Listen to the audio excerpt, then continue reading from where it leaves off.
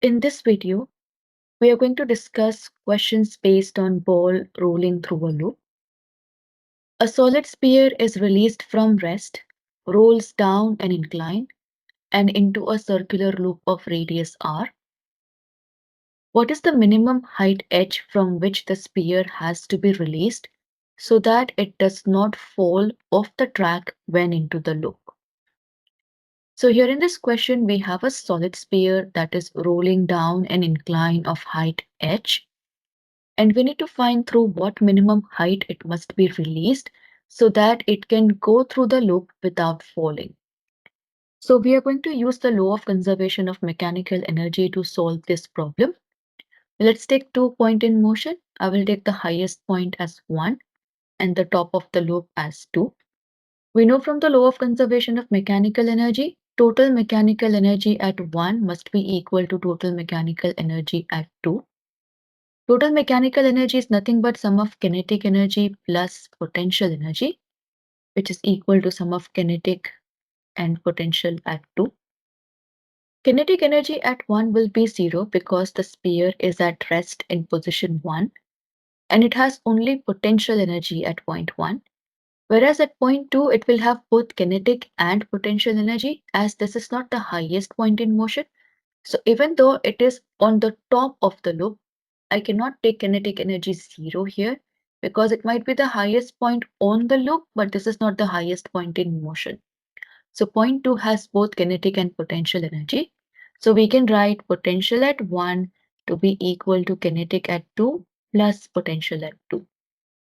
Now kinetic energy at point 2 is sum of translational kinetic energy plus rotational kinetic energy. And we can write the expression for these as U1 will be mgh equals K translational will be half mv2 squared. Rotational will be half I omega 2 squared. And U2 will be mgh2.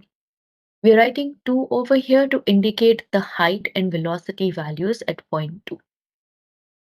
Now we can substitute I over here as cmr squared, which is the general rule for moment of inertia, and omega will be v over r. So let's substitute that in our equation. We get mgh equals half mv2 squared plus half cmr squared into v2 squared over r squared plus mgh2. Now cancel off the m's over here because it is present in every term of the equation. Cancel off the r squared here and then you are left with gh equals v2 squared by 2 plus cv2 squared by 2 plus gh2. Now you can take v2 squared by 2 as common here. So we get gh equals v2 squared by 2, 1 plus c plus gh2. Now h2 is the height of the loop. And for our problem here, h2 will be 2 times r. v2 is the velocity of the sphere at the top of the vertical circle. And if you want the sphere to go around the loop without falling, that means that the force due to gravity must provide the sphere the required centripetal force to go around the circle, or acceleration due to gravity g must be less than equal to the centripetal acceleration. Now, centripetal acceleration is given as v squared over r.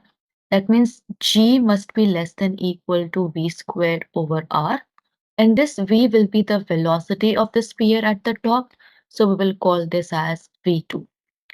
This tells us that v2 squared must be greater than equal to g times r, or the minimum value of v2 squared must be at least be equal to g times r. So we can substitute these two in our expression over here, and then we get g times h to be equal to, in place of v2 squared, I will write g times r.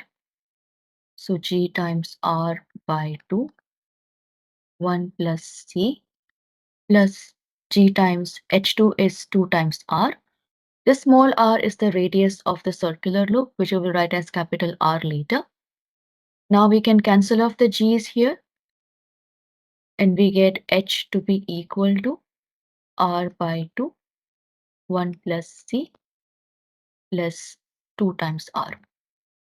Now let's substitute the values here. Small r is nothing but the radius of the loop, which is capital R. C for solid sphere is 2 over 5 plus 2 times capital R. So this gives you R over 2 into 7 over 5 plus 2 times R. And when you add them, you get the height to be equal to 27 R by 10, or it to be equal to 2.7 times R. So this must be the minimum height through which the ball must be released if it has to cross the loop without falling.